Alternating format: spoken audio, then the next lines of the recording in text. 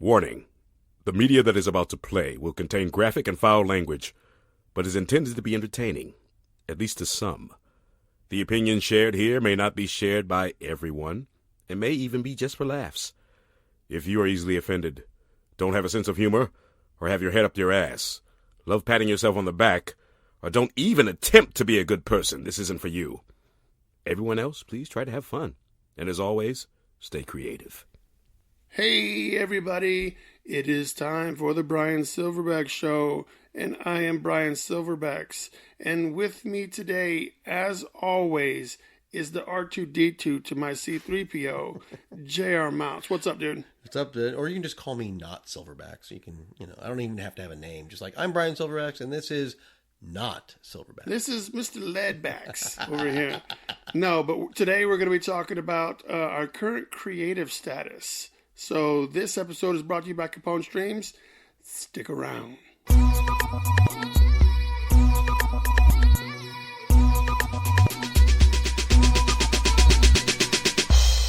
What's up, JR? What's up, Brian? You recently did a show, right? Yeah. I've by the time this airs, it'll have been like a week ago, like Yes. 2 weeks ago or whatever. So what show was this? I recently did Monstrama here in Alpharetta. I saw that you posted like a was it the year past that you got to meet Nicotero? It was actually about in 2016 when they were at their old location there, and Sunday was what we were all just sort of kicking back. I didn't do particularly well at that show. It's just a Sunday show? No, it's a 3-day show, but on Sunday, because it's a little slower, Greg Nicotero walks in, he was just fresh off the set, needs something to do. I don't know if he had ever frequented the show before. I'd never done it before. What I enjoyed about it, and this is the 2016 version, was that some of my friends were there. Chris Hamer, a couple of other guys I knew. They also had some really interesting guests, like, I cannot remember his name, the guy who did basically the horror Archie comic book. I didn't know there was such a thing. It was awesome. Now I can't remember, but they had a lot of interesting guests and a lot of interesting fans that came through. So on the 2016 show, you did not have a good show? I didn't do very well, only because I was pushing pickle comic books, and I was supporting my friends. I had never done this show. It was a close by show, and I think that, like with anybody, if you're trying to push your art, it really does help to do any show that's within your driving distance. Yeah, that doesn't require a hotel stay or too far. I mean, even $20 is a positive for that day. Yeah, exactly. Oh, and it's also an excuse for you to hang out with your friends, because usually with a show like that, and they are hotel lobby shows types mostly, you get to hang out with your friends and then look over at your table, and maybe you can go back to your table if you see somebody there, but you can actually have some conversation with your friends. Whereas like Dragon Con, it is like boom, boom, god boom, dang, boom, it's too big. Boom. I love Dragon Con. I mean, even it's not Heroes a social Con. show. Heroes Con is just too big. Yeah, it's like 3 football fields wide. Yeah. All right, so did you do the show in 2017? I stayed away because you didn't do well. I didn't do well. I stayed away for the last couple of years, and then when I did C2 ESUC in March of this year, I took such a tailspin. I needed to recover any way possible. And you're like, shit, this is right down the street. I'm going to sign up for it. So, what was the booth?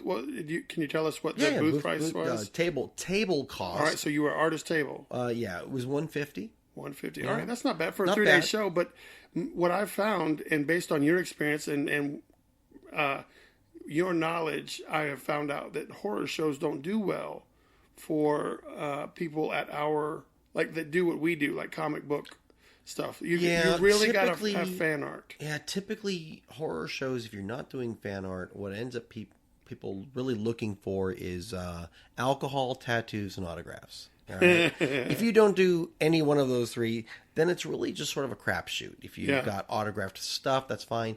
And for myself, you know me. I always just want to push original shit.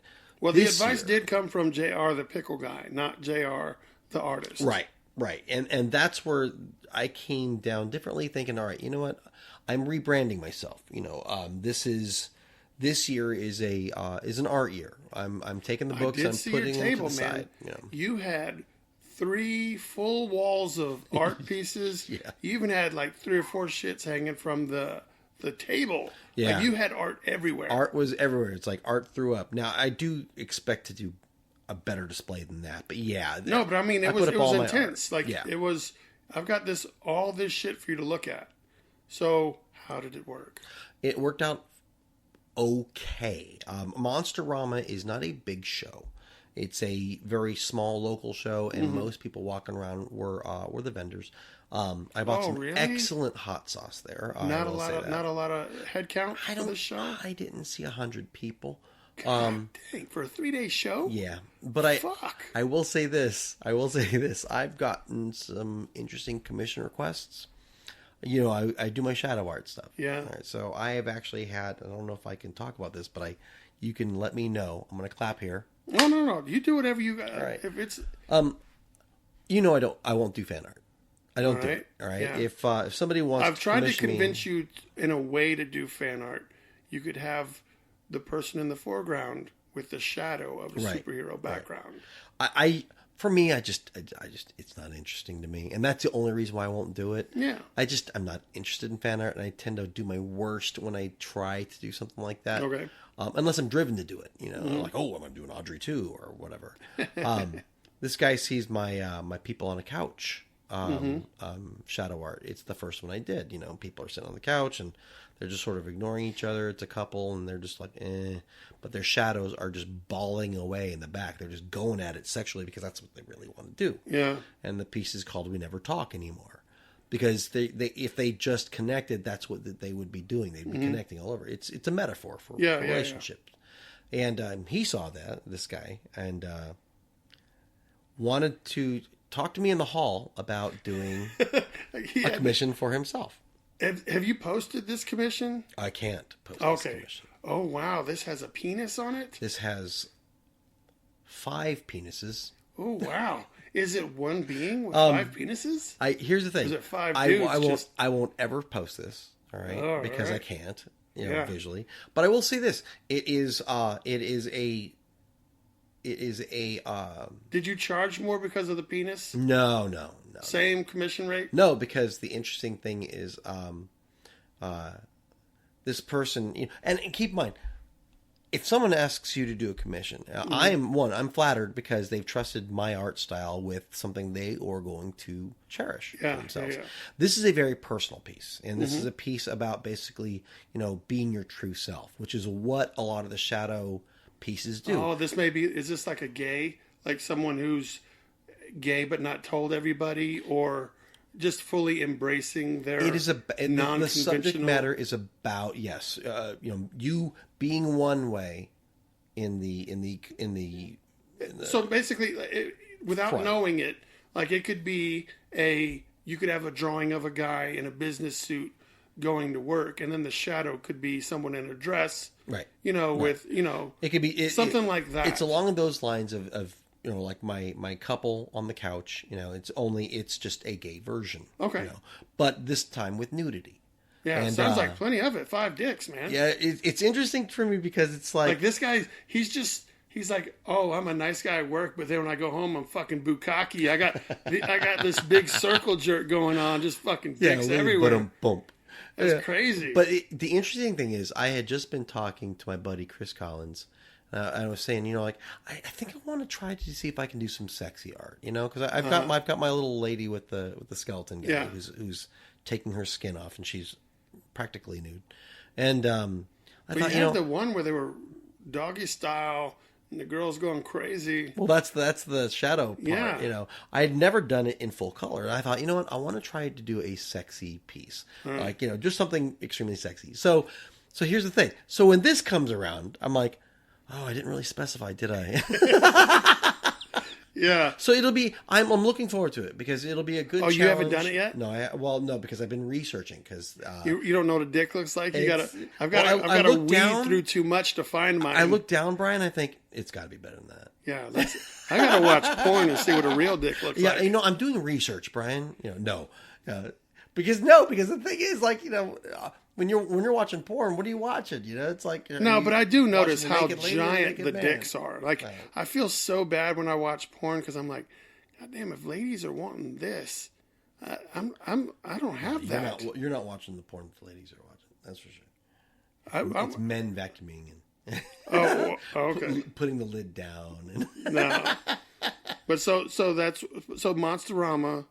Monstrama was low head count. Yeah, low head count, and here's the thing: it's not a bad show. It's just a very small show. It's meant to be small and intimate. Well, who was the big draw there? Like they usually, like who was the big? I think dog? his name is Docker Stoker, the great grandson nephew of Bram Stoker, who created Dracula. But has that guy done anything? Like what? He's written a couple of books, And okay, so that is way smaller than I anticipated. Mark Maddox is there. Mark Maddox is a very popular cover artist for a lot of magazines. Okay, he's very, very good. This guy is awesome, and he's a good person. And the whole place is filled with good people. People I know, people I don't know, people I met. It's just that it's a very small show. And I think if people are looking to do Dragon Con numbers, this is not that show. If you're looking to come in and watch a few old-fashioned what about movies, if I'm trying to do Days of the Dead numbers? No. This is a small, intimate hotel show that's trying to grow again. This is just my opinion. Okay. It's designed for people who enjoy the Universal monsters, the old classic, monster films of back in the day, the B stuff. Nothing heavy horror, mostly Lon Chaney type stuff, This Island Earth, George Powell type. So they do it every year? I believe so, yes. And ultimately, I don't know if I would try it again because I did okay, but not great. Is your definition of okay? You're in the black, or are you still in the red, just not as deep in the red? I met table. All right. I met table and maybe a couple of more bucks. Oh, well, shit. Okay. You can pay for gas to get to exactly. the table. And it wasn't a bad time because I got to hang out with my buddy. I did get to talk to people, which was nice. I did get some good hot sauce, Did I make enough money to buy some of the stuff in the room? No. But the show was a good time. I did buy some hot sauce, yes. And I'm a hot sauce lover. I love hot sauce. You watch that show? The hot sauce internet show. I used to. I watched a couple of episodes, but it used to always make me hungry, so I just stopped watching. I watched the Shia LaBeouf one. Yeah, that was awesome. Okay.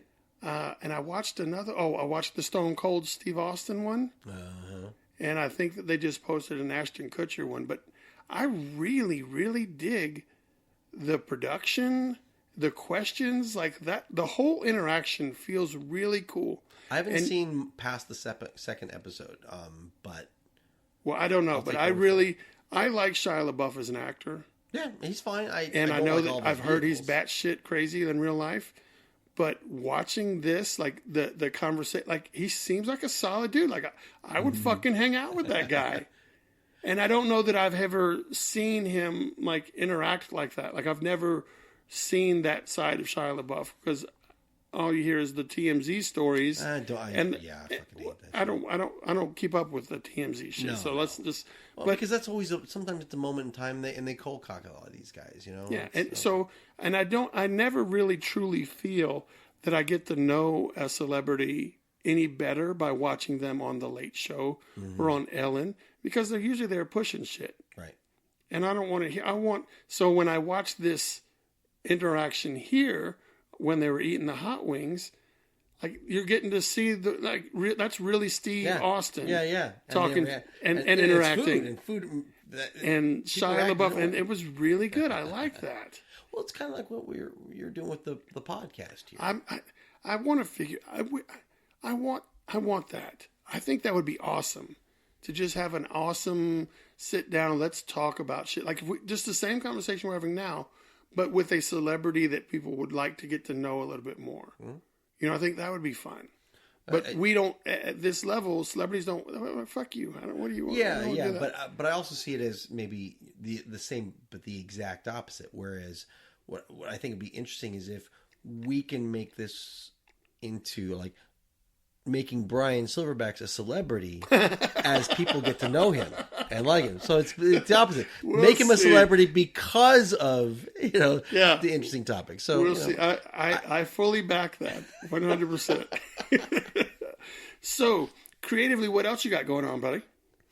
Well, I'm doing a lot of, we had talked a little bit on the last episode about Inktober, and I don't take really part of that, just because I'm already drawing stuff. So I've gotten your commission load is huge right now, right? It's pretty big. Yeah, I'm a little backed up. That must mean you'd be staying. Are you making money? That is where the problem is. I thought we tried to fix that last time we talked. Well, these are outstanding. So we have fixed it since the last time, because I will say so the new commissions are already 50% paid. All right. So what about Five Dick guy? Right. Is he paying the new prices, or is he paying old prices? He's paying new prices, and he's my 50% down guy right now. So okay, before I even move. Yeah. No, Before because I I've learned, need half I've got a few outstanding commissions that have yet to be paid, and that is just frustrating. I don't know what the expense is for an original JR Dick picture is. Well, what it should be. but I'm just saying, if you might want to just go ahead and get it all up front, and just like, you don't need to go half if it's a reasonable amount. If your originals are $500, then yeah, go half. Well, the interesting thing about this is this particular picture that I'm gonna be drawing. It does include nudity, but not like erection. Yeah.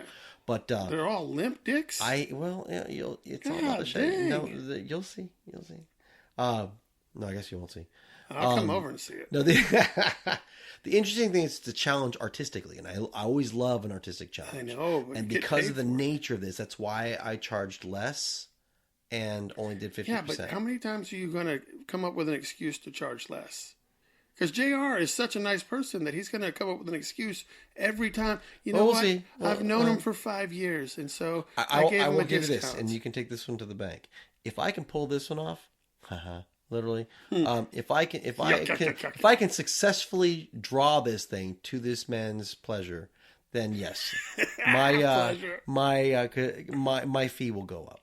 All right. Well, good. But so, are you noticing that now that you are doing these commissions, that this is a lot better? Are you living like financially? Are you better off than Pickle JR? I will say like if you were just to carve out 3 months of, I've been doing art for 3 months and 3 months of Pickle Book. Which one is going to put more money in your bank account? Hands down, the art, because of the nature of the art that I'm doing. Are you happy with that?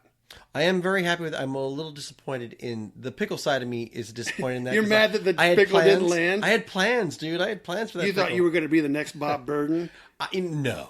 You thought you were going to be the next Flaming Carrot? I wanted to be Cerberus on Adult Swim. I wanted an animated series. Oh, you wanted to be Assy McGee? I wanted Adult Swim, but that ain't gonna happen.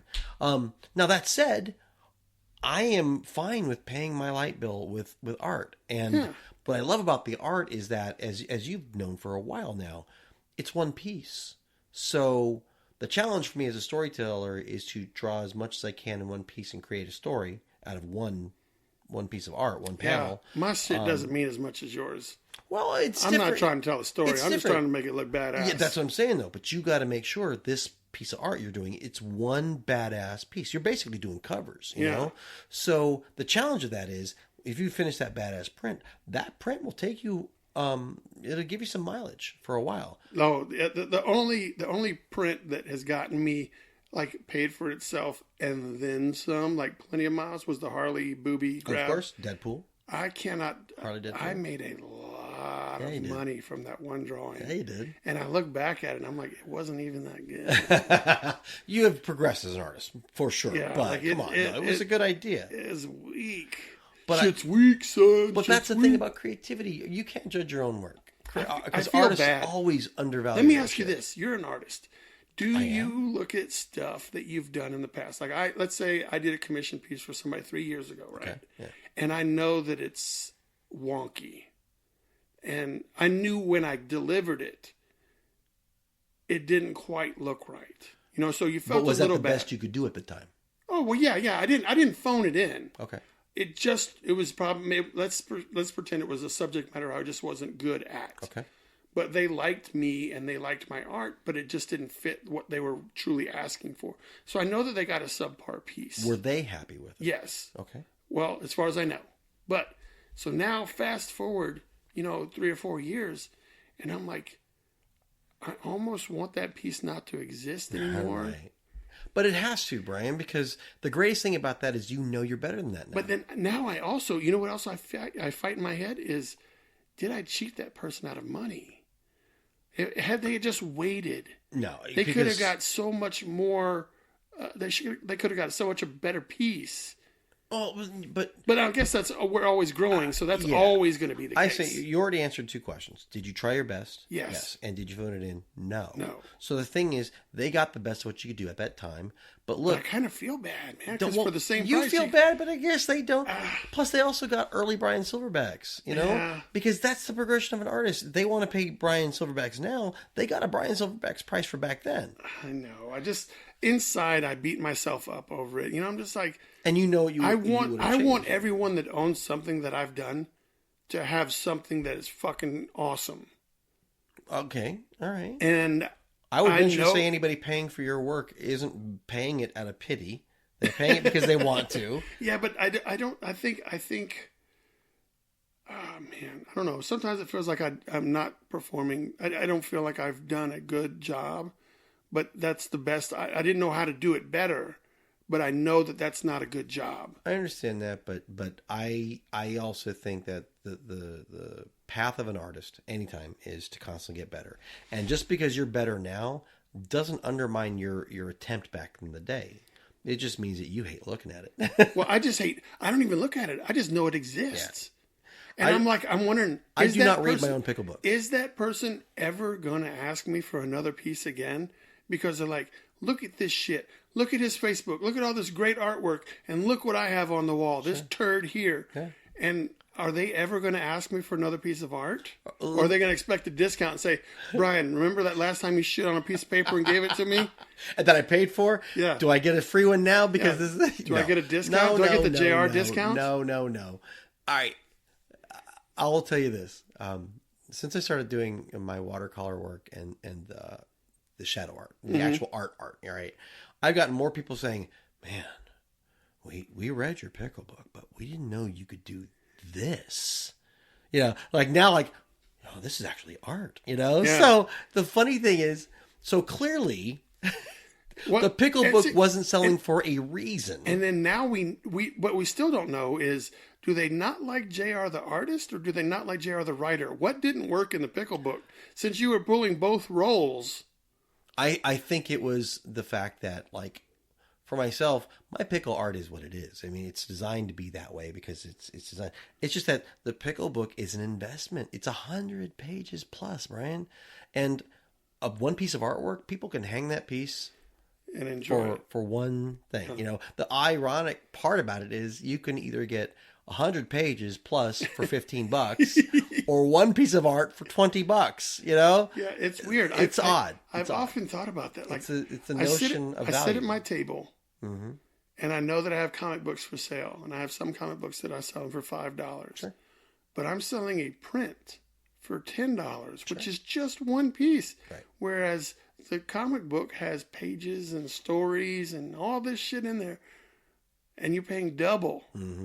For this one piece. But it's also the nature of, do people buy movie posters, right? Yeah. And they'll pay $20 for the movie poster.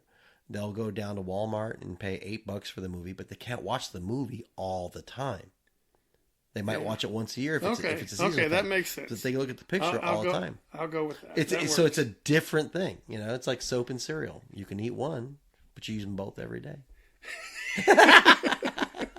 I didn't know that was a saying. That's awesome. Soap and cereal. No, I just made it up. So what are you working on other than your commissions? Anything? I've actually gotten some really large paper. It's almost, I think it's like 2.5 by 3.5. Shout out to Mario. Yep. Thank you. Mario Russo. Or Rusum. He had done me a solid by having all this extra paper. He said, you want it? I'm like, yeah. Dude, I'm a starving artist. I'll take anything free. And I've done 2 pieces that people saw at Dragon Con with this large art. So I'm challenging myself to do different things with art right now. I'm going back to some of my Halloween art for the season. And when you say Halloween art, is that the pumpkin head guy? The pumpkin people or whatever spooky thing has been going on lately. But I'm also trying to revamp the type of art that's at my booth. The things that I think are not there yet, not represented. I want to have a variety of type of art that isn't hasn't been drawn yet for me. So I'm going to continue doing the shadow art so I can create a book out of that. But like when you're looking at a sketch card or a 2x5x12 long piece of art, you can either do a landscape or portrait. The size of the art and the amount of space you're drawing upon lends itself to certain ideas. The smaller the piece, you've got to be more concentrated, less detailed, but you got to, you can still tell a moment in that story. With the large art, I can tell larger piece stories. Not necessarily a bunch of small people, but maybe like more art going within the piece. So I'm interested in trying out some new voices. Are you focused? Would you say that you're currently focused on creating original art, or are you creating art to make prints? Like when I go to your table, how much of it is going to be original stuff, and how much of it's going to be prints? It's both. Does everything get a print? Everything gets a print because I have yet to draw anything because I'm only making prints of things that I like to draw. Now the thing is, do I keep printing stuff that doesn't sell? No, no, of course not. I've got some pieces that I've never sold once, or I might sell one here and there. So I stop making prints of those kind of things, and I move on with a different style. But how do you get prints of such odd sizes with this new paper? You scale it down. With the how do you large scale it papers, down? How do you scan it in? The large paper has to be scanned by someone who's got a large scanner, and the problem with that is the only people who have that are like Office Depot, FedEx, things like that, and they are not known for their quality art prints. Yeah. So that's a little difficult. But the idea is I want the originals at the table so that people can look at it. I'm also looking into galleries. What do you showcase more? What do you showcase more at your table? Like if you hand me a book, is it a book of originals or a stack of originals, or is it the book of prints? Lately, that's still under. I'm still trying that out. Right now, I'm still doing giant walls of art prints. Art. Those prints. Are prints. When I see your wall pictures, those are prints. Yeah, and I'll have a bin of like all original arts, and I'll have a sign that says originals are available. Because when I was doing the magazine, you could only show 2 pieces maximum at a time, and most people don't flip through magazines. And the other fear is that someone could just take that entire book and walk away. And they've got like $5,000 worth of original work in there. So you did say that your art's going to be showcased. Yeah, I'm going to... Is that original art, or are they showcasing prints? It's because it's a coffee shop, and it's going to be there for a full month. I'm only delivering art prints. But I will say my next phase is I'm going to start contacting art galleries to maybe do a show of some of my original stuff, which means I've got to create more content. Yeah. Because much of my original work is sold already, so I've got to create more content that rather than aping the same piece again, I'll have the art prints available for those things, but I want to do more interesting pieces that I have yet to do. So I got a list. And you same as you, I'm sure. Oh, I don't have any kind of desire to be in the gallery. My shit's really? Not gallery you wouldn't have a stuff. Bryan SilverBax gallery night? I you do. Drink wine for a night. Every time I do an artist alley, that's my gallery. That's true. But a gallery is different because a gallery I'm also afraid, tells people this is art. Yeah, but I'm also afraid of nobody fucking showing up.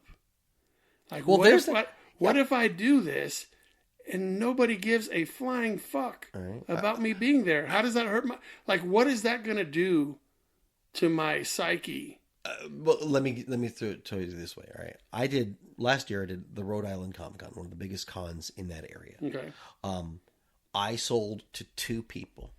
Yeah, but that wasn't called JR Mounts Comic Con. No, but I got a patron out of that has literally bought more of my work, my original work, than anybody I've ever known. This guy, I now draw things specifically for him now. Yeah. This could happen at a gallery. Because it just has to be the one person. Look at the gay stuff I'm doing now. That's one guy who purchased all that stuff. I did. Oh, it's not one picture of 5 dicks. Like I was thinking, it's just one piece. I'm going to be doing a series of some stuff. For him. I really thought it was one piece with 5 dicks on it, and you were just having a big circle jerk. No. I didn't know it was a series of pieces. But it's an interesting thing because what I'm doing is I'm doing shadow art for this man's request. Yeah. Just like I've done some death requests too. And I say death requests. I mean like people who have passed in memorial. Yes, and I'm honoring someone who has passed. Yeah. I didn't set out to do pieces where someone has been passed, but that's how the commissions come in. But had you said, I'm doing a piece, I'm going to be drawing 5 dead people. If you said it like that, that makes it sound like 5 dead people on one right, piece. It sounds like corpses. So when you said 5 penises, I was like, God damn, dude, what the fuck kind of what kind of pieces are you drawing, man? It's Fraternity Hell Night. Yeah, all right.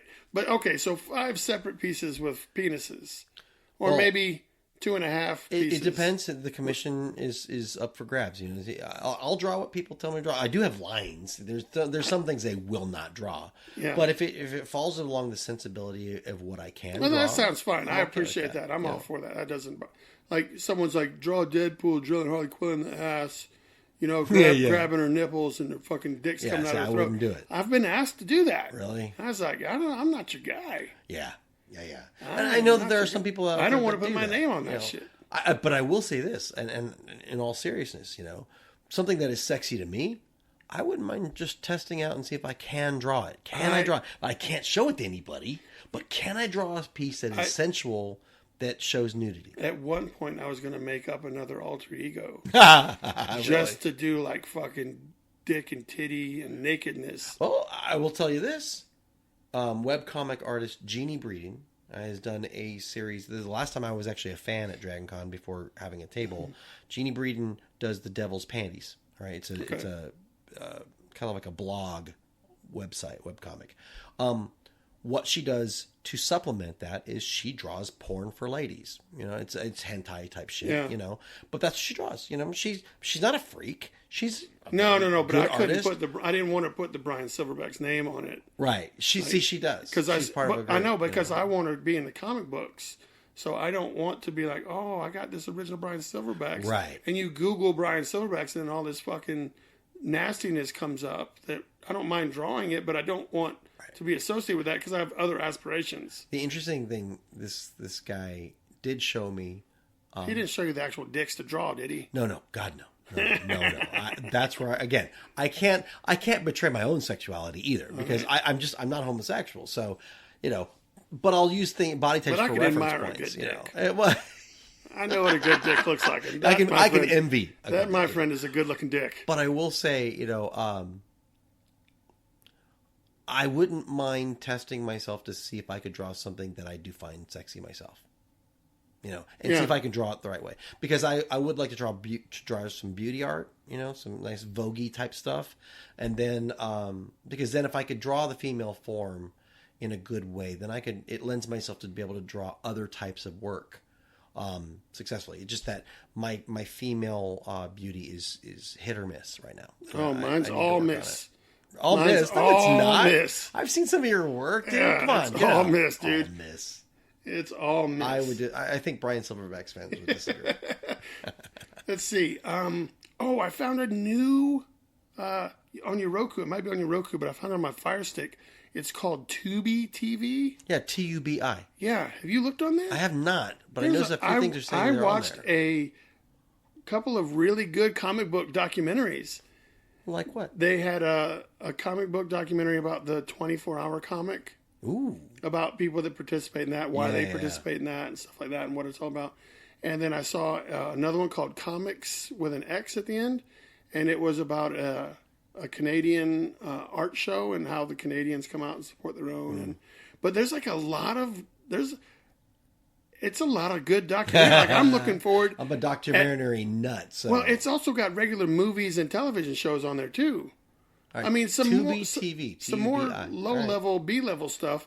But as far as like inspirational art documentaries, I found those two, and those are really fun for me to watch. There was a couple of other ones on there, but I'd already seen them recently, so I didn't watch them. I love documentaries. Oh shit, the Marvel, the Image one is on there. Oh, I saw that. I mean, I own it on Vudu. Like I bought it, but it's free on Tubi TV. I saw that when it was on. I think it was on HBO for a little bit. Back in the day. I own it. Image United. It's a great documentary. It really is. Boy, that's... So check out Tubi TV on your I don't know what Roku and Fire Stick. I know, but there's got to be other devices. Like, what is that? What is that called Google on your TV, internet TV? TV? I guess so. Well, I'm trying to think of a blanket statement. So check that out on your internet capable. For those who have TVs. Roku, it's TUBI. You have to look for the channel, upload it, and then you can get a bunch of free shit. Yeah, but you could probably do it on Apple TV. Probably. You could probably do it on all these other ones. Like, I think there's got like Sling-O or Sling TV. Maybe, I don't know. Yeah, but you only have an hour podcast, Brian. Well, I don't want to name them all. I just wanted to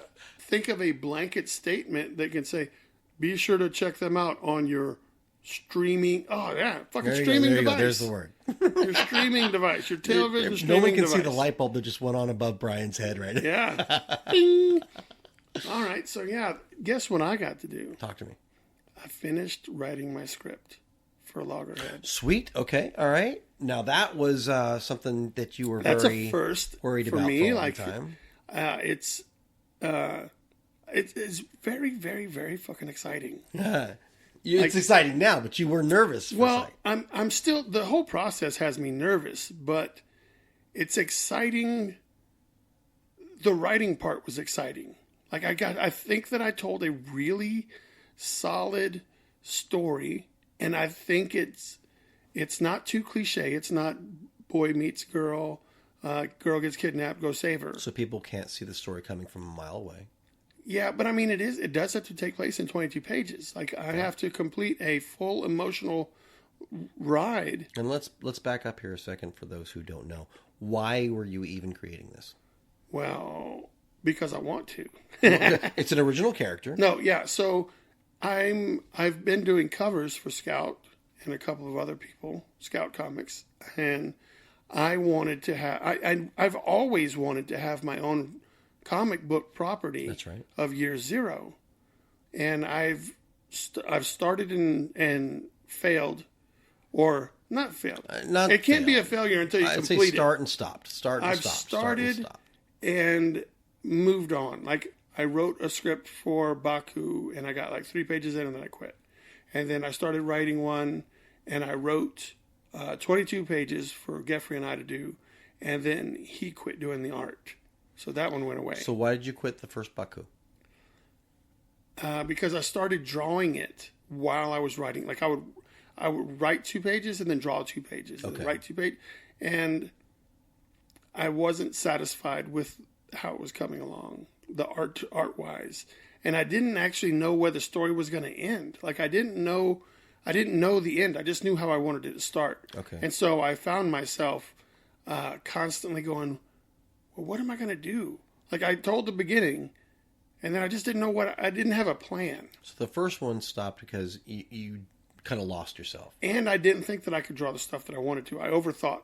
Okay. Even if I had drawn shittily in the panels, I still chose not to draw the panels because I didn't think that they were going to be up to my standard. And now I'm like, I want to tell the story. I was more focused on the art when I first started. Which bleeds into the Geoffrey section, because now you were going to split duties in the second time. Yes. Thought, all right, this is how I'm going to do it. All that to lead to me now to where I want to write it, and I want the writing to be good, because I know what it's like to go to a movie or go watch a TV show and be disappointed by the poor way that it was written. Not the dialogue, so to speak, but the writing of the events that took place and how weak they are. And I wanted to see if maybe all these years of me calling shows and TVs and saying, you know, that's fucked up, that would never happen. Yeah, like, we can critique really well. Yeah, but can I put it up? Can I put up or shut up? And so I'm happy to say that I think that I've pulled off a well-written, everything makes sense story. But I don't know that I would have been able to do that without all the forethought that I put into the universe. Good. No, that's excellent. You know, so... And why Loggerhead? That was at the behest, I think the behest is a good word, at the suggestion of James from Scout. Okay. He said, why don't you write a story? Because I had started another fucking Year Zero project where it was going to be like this murder mystery thing that happened in Year Zero, and all these people were going to try to figure it out. And he was like, you know, that sounds like a pretty big undertaking. Why don't you just pick one character and write a one-shot? And James is the owner of Scout? He is the president of Scout. Okay. But he's also a comic book writer who has written at least two that I know of, comic books that have been optioned for TV and movies. And clearly nurtures the talent. Yeah, and since he's part of Scout, he gets to see what talent looks like, right? He's also talented himself. He's also seen what works. And so when someone like that says, Bryan, I think you should find one character and focus on telling a one-shot story, I'm going to fucking listen. Yeah. And he suggested Loggerhead. And I was like, all right, well, cool. He's like, he looks different. He's cool. You know, it doesn't seem like everybody doesn't have that character. Right. So write Loggerhead. And then he's like, but regardless of what Loggerhead's story is, kind of tell it like a horror story. And that's all the information I got. Nice. So I was like, well, fuck, man. It's not like he's a bad guy. You know what I mean? Right. So I didn't know what to do. I was like, all right, fuck, I can do that. What I needed to do was, so how does a horror movie work? A horror movie works because we care about the people that aren't the main character. Right. So now I have to create this whole other storyline and whole different characters that I've put little thought into, so that when the main character does whatever the main character does, it's more impactful. You can't tell a horror movie only from the perspective of Jason. I agree, because it doesn't make... We're waiting for Jason. Jason's why we come, but it's the other supporting characters that get us to him. Well, yeah, but if it was just a Jason movie where you just look at just through Jason's eyes, yeah, and Jason's always on the screen, what is that movie going to be? Hack slash walk walk. Hack slash walk walk. Hack slash walk walk. Well, that's why the whole Michael Myers thing is cool with your Laurie Strodes. You know, your final girls exist for a reason. So now you take that and tell me how you tell a story with him as a good guy. So is your character Loggerhead the Jason? I don't know. You'll have to read it. Okay, there you go. But so what I'm saying is, you're happy with what you wrote. Yes, which is good. So what I did was I completed. I wrote 22 pages of script. Okay. I broke it down for panels: panel 1, panel 2, panel 3, wide shot, close. Here's the dialogue, blah blah blah. And I was walking around with a full penis, man. Yeah, sure, man. Because I was like, dude, I just did that. That was awesome. So, and it was exciting and fun, right? Oh, the exciting and fun part, that was cool. That's a box checked. Yeah. But now I know that I can't spell for shit. And I know that I don't type very well. That's why you get editors. Don't worry about that. Well, I know, but my editor, I want to present my editor, which is going to be James. I want to present him with the best product possible. And I kind of want someone else's thoughts. Sure. Someone that That's reads. Fair. My wife doesn't read. And my mom is going to give me too many. You shouldn't use cuss words. Right. So I didn't want her to read it, even though she's it's better to get outside people. She's a master. Well, I just wanted to spell check. Sure. So my first thing was I put it online. I was like, hey, any of you guys want to read my story and spell check it and check for grammar? That's all I want you to do. And I found a couple of people. And I made them sign like a digital non-disclosure agreement. Right. I sent it to him, and I was like, "Hey, man, by saying yes in the comments of this private message, you're saying that you will not share this information, just so I could have something to fall back on, to protect yourself." Yeah. So I sent them the script. So I sent a couple people the script, and they sent me back the edits, and there was a ton of like, "Did you mean the or that?" That kind of shit. But that's helpful. But they liked it. That's great. So two people that don't have any personal interest. But two or three, they only I don't think I've met any of these people in person. There was like 2 or 3 people that I've met. It started off as 2 or 3 people that have just followed me for the artwork and have also said, I can't wait for the Loggerhead because I keep posting pictures and talking about doing it. And so they read it and they were like, "Dude, that was pretty cool." Dude, so that was pretty exciting. Man. And then I had a couple more people involved. So now what I did was I reached out to a guy who has had one of his comic book properties picked up by Scout, and Scout has run it in like 6 issues, I think. Nice. But he's published through them. Like he's not tied to Scout, but one of his comics was published with them. So I said, "Hey, dude, you're a writer. You do movie shit too." Like he works on film but he's also a comic book writer. I said, hey, take a look at this and tell me what you think. He's like, dude, that's pretty awesome. Let me, can you do you want some critique? And I was like, cool. He's like, right here, maybe add another panel for pacing. And he was like, maybe think about doing this at the end. And I was like, that's cool. So good ideas. Well, another interesting way, it depends on how my editor wants how the product to come across. I'm cool either way. They both serve. It doesn't affect the story. I say it doesn't change your original. No, vision. it adds a little bit of mystery. The closing, because he basically wanted to close it out a different way than I had originally done, and I was like, dude, that's a pretty solid suggestion. I'm cool with either way, but I definitely don't want I need the quote unquote the professional guy to give me some. So what I did was I typed up what I call an alternate ending. So I have my 22 pages, Smart. And then I have page an asterisk says 22. Added or alternate 21, alternate 22. So the last 2 pages have changed. So James will be able to pick his favorite. So when I send it, it's all been spell checked, and then he reads to page 22, and then right underneath there, alternate 21 and alternate 22. Tell me what you think. That's fantastic, dude. That's great. So, dude, and I'm really. So you got a little chubby. Dude, I'm fucking. I think I'm like when I so get to talking about cherry. it. When I'm talking about it, I'm still fucking chubby. That's awesome, man. That's fantastic. It comes back, but now to put up a shut up time because it's. I'm anxious. I wish I had done this sooner, so that I could say that every Inktober day would be in me doing another panel on the book. But since I don't have the editor input yet, I'm afraid to get started. Sure. On drawing the panels. I would wait because they might be out of order or whatever. The cool thing is, you just said, I wish I would have gotten started sooner.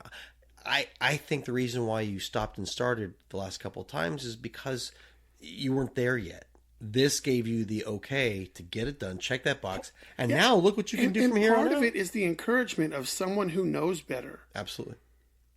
I mean, friends are always saying, just do it, man, just do it. Yeah, you can do it. I'm guilty of that, fucker. No, I know, and that's fine, and that's what your friends are supposed to do. I know. But this guy doesn't owe me shit. Right. And so but he's still supporting you. Yeah, and so so when it comes to that, it's that outside. You know what? All right, let's do it. And I think I would recognize shit even if it was my own. We would hope so.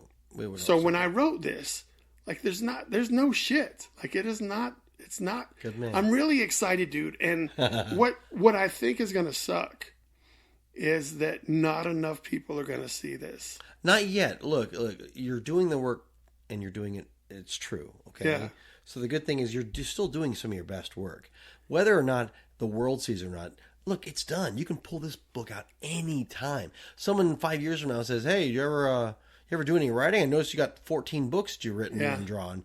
You're like, boom, that was the first one. Start there and see what you like. Yeah. With confidence. I'm excited, man. I'm really excited. You know what? This is odd. I'm honestly thinking that the artwork may not live up to how I feel the writing is.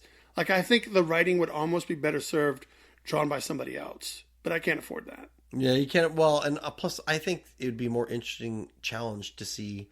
You might surprise yourself again. I may. You might surprise. You might get 3 panels in, going, "Oh my god, what chubby." Honestly, what I'm hoping is that the writing is so good that you will ignore any piss poor artwork that I turn in. But that happens. Look it's always about story. It doesn't matter how great the artwork is. Well, the cover's going to be fantastic. So let's just put that out there. The cover's going to be fucking fantastic.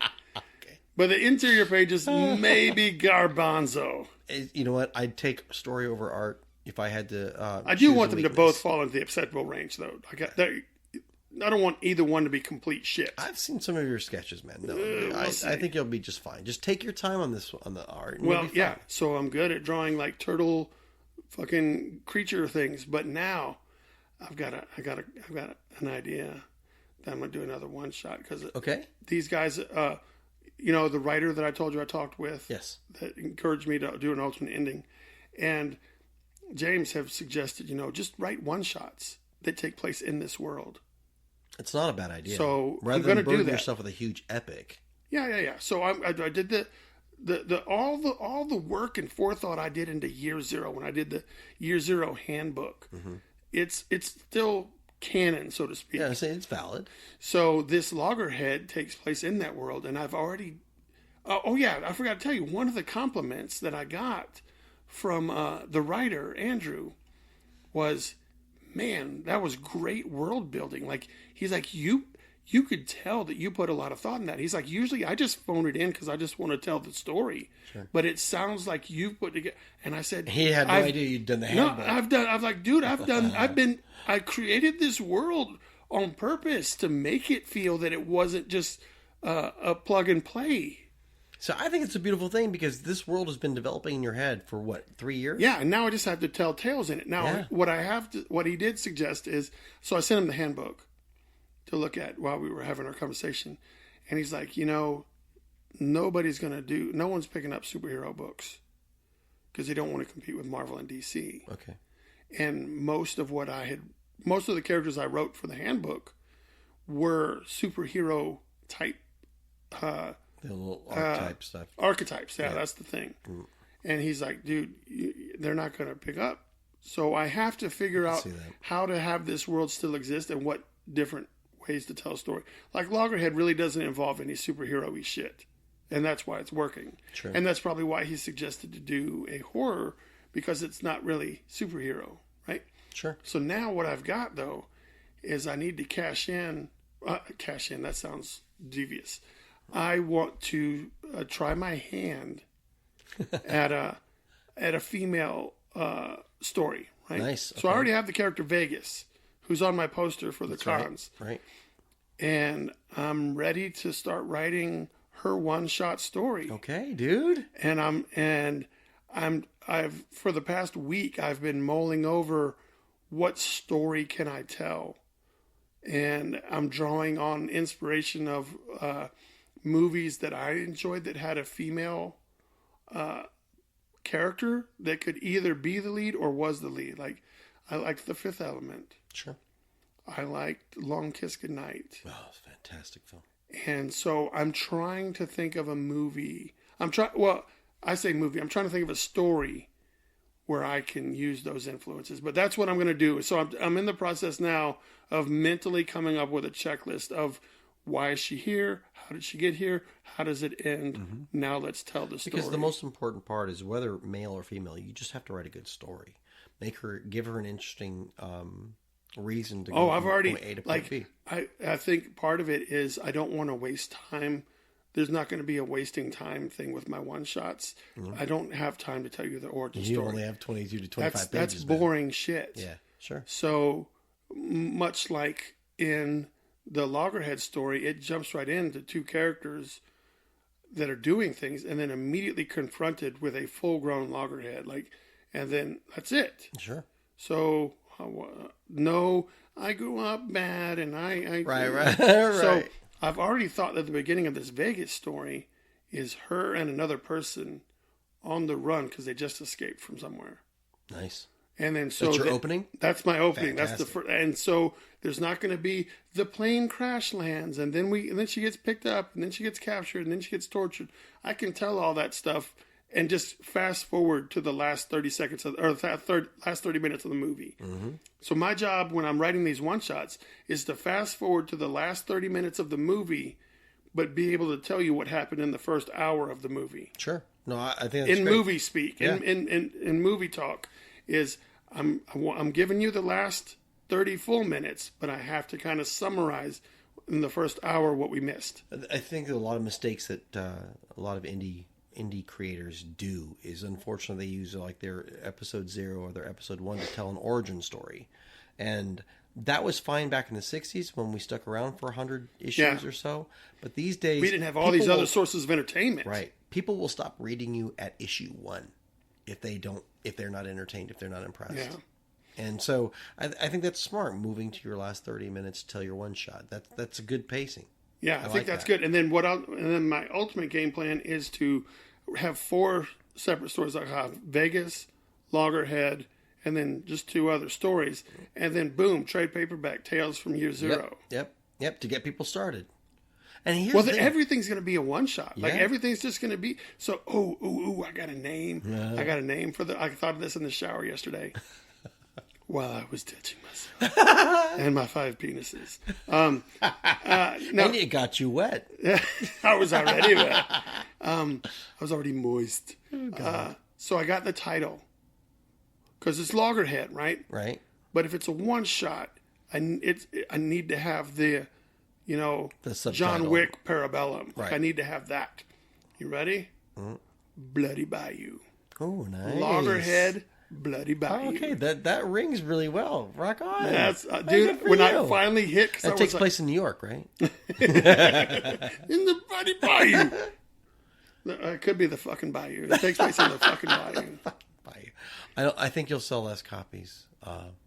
Once they open it up, there's a little bit of cursing inside. Cursing is not bad, but I'm just saying bit of it blood. lives in the title. A little bit of blood. It's like titling it "This Book Sucks" and expecting you to sell anything. I imagine you'd probably fucking sell out. Nah, it can't be as bad as you say it is.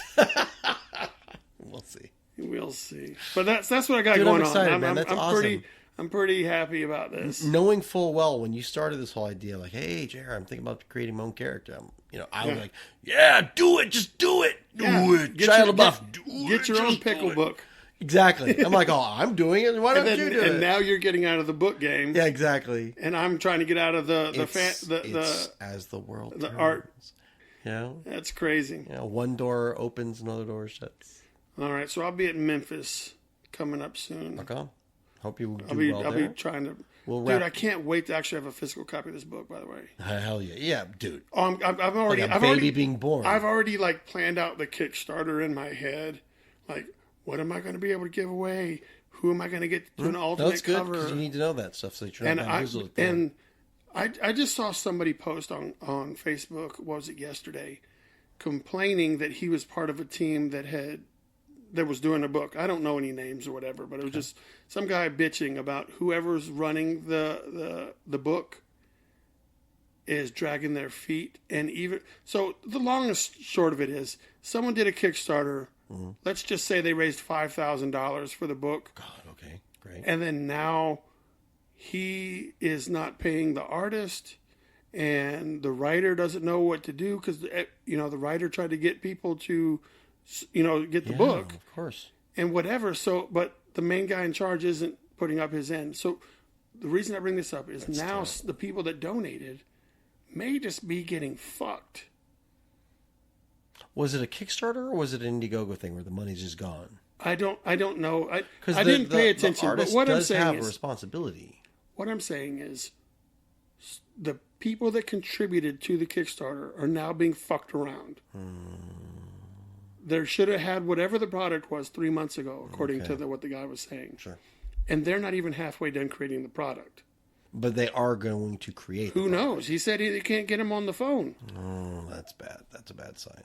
So what I'm saying is that jades all the people that want to that want to take part in Kickstarter. But Bryan SilverBax has the answer. Okay. I'm a one-man fucking show. That's right. And I am not going to do a Kickstarter until my shit is complete. So what you're saying is, when your writing's not done, you'll answer their phone. You'll an artist. I won't do a Kickstarter until my project is complete. No, I agree with that. I'm the same way with the shadow art stuff. And I know that that's not everyone can do that, because either not everyone who writes can draw, or not everyone who can draw can write. And when money's involved, it's hard to get anybody else involved until you pay them. Yeah, and part of the Kickstarter thing is to raise the money to pay the artist to do the work. Whereas for myself, I use Kickstarters as pre-orders and also reimbursement of money. Yeah, but you're a one-man show. Right, exactly. But that's why I'm saying I think yours will be successful for that reason. I think that I'll buy into it. I'm glad that I don't have to rely on anybody. And I definitely don't want anyone that give a fuck about what I'm doing to be fucked around. Yeah. So even, let's say I wasn't an artist. I would not do a Kickstarter until I'd already paid and got the art from you. Like, I would have to take out a small loan, or I would have to get an IOU from I don't even want to do that. I will not go on Kickstarter until the project is complete. Yeah, I will I not agree. try to complete the project with Kickstarter money. Well, I think a lot of successful products... Kickstarter is going to be paying me back for what I've put in. A lot of successful products are being put out on Kickstarter as a reimbursement because they've already created it. Now they're trying to get fandom. And basically they're using Kickstarter as preview diamond. And I'm hoping that people will recognize, I'm going to make it very abundantly clear, this project is finished. Yeah. You will only have to wait from now to when the printer's done and sends it to me. No 3 months. Like, I wonder how much of a selling point that's going to be. Like, how much of it's a guarantee. But how much does it go into the decision making of the potential backers? Are they more likely to back a project? Or are they like, well, he doesn't need my money because it's already done? Here's the thing, though. You do need their money if they want a copy. Because a lot of times what you can do with the Kickstarter is that I will print as many as the Kickstarter affords. And it means every backer gets a copy, for sure. But and not necessarily like any extra, you know? Yeah. Because you don't know. I mean, if you set it for, say, like $400 and you make $425, you're not going to be printing $1,000 worth of loggerhead. No. You know? So the cool thing about it is people who definitely want it will back it. Well, okay, let me ask you this. I will have, like, loggerhead is complete. 100%. Now I have it. What do I set my price at on Kickstarter as my goal so that I make enough money back? Like, do I just set a low goal so I make it? Like, do I say I just need $1,000 just to let Kickstarter win, or would I price it to where if I was paying myself my page rates, should I have it sitting at around $6,000? Saying I need to make $6,000, and then I'd run the chance of not making. Well, typically your minimum goal is reimbursement. Anything you've put into the book, you reimburse. Your secondary goal is to make sure you make the money to have a little bit left over to make extra prints. And that the cool thing about that is that's where you get your incentives. So your base book will say you're going to say the issue is going to cost you $6, right? $6 plus shipping. So that's your base Kickstarter after your $1 thank you. Yeah. You know, after that, you know, then you start adding in your and I'll do an extra art page for you for $100. Or if you want to own a piece of that's when you get your people who pay $100. Yeah, and now your goal is met with only one guy. Yeah, I'll have to put more thought in that. We'll do that on another show. Just research that, and we'll talk Kickstarter next time. All right, you got any closing thoughts, JR? My friend, I want everybody to have an awesome October. Whether you're doing Inktober or doing haunted houses, but just enjoy this because just have fun and be good. October only comes once a year because Christmas has got the rest of it. Well, not Valentine's Day. Yeah, but people forget that until and then they start dressing up for Christmas come March. So thank you guys. Feel free to check out Capone Streams if you want some streaming goodness. But don't forget to be good people. Support creativity. Keep doing what you're doing. And if you've stuck around this long, you're waiting for your secret word. Oh, that's right. The sentence for the free your secret SilverBax word. Stuff. Tell them again what they're getting there, Bryan. All right, so I'm giving away a issue 1 variant of Headless from Scout Comics with my variant cover and a signed and remarked, like I've done this cool remark on it of the Goblin character. Sweet. So I've drawn the Goblin character on, I've signed. It's going to be sent to you free of charge. And this is original art on this thing, right? It is an original remark on there, yes.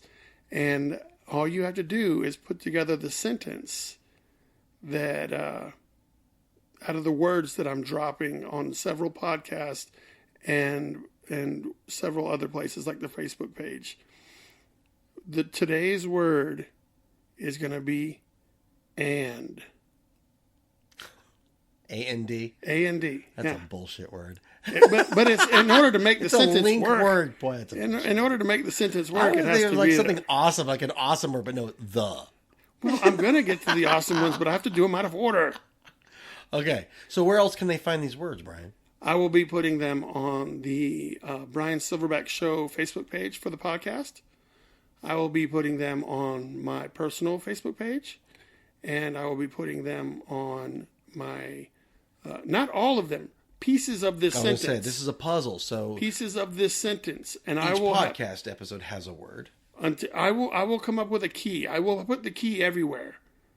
I will post the key everywhere, but you'll have to find the places. Want to be on my personal Facebook, on my professional art Facebook, want to be on your Facebook page, and they'll have to go to all of these, de-jumble the sentence to enter to win the free 100% mailed to your door copy of Headless. And so the word for today that everybody's going to have to look up in the dictionary and ask other people how to spell is and. Yes. That's fantastic. Maybe I'll get JR to throw in some of his shadow dicks. But thank you guys for listening. Stay tuned for more. Please share, like, and tell us what we're doing wrong so that we can correct it. Stay creative. It's almost time.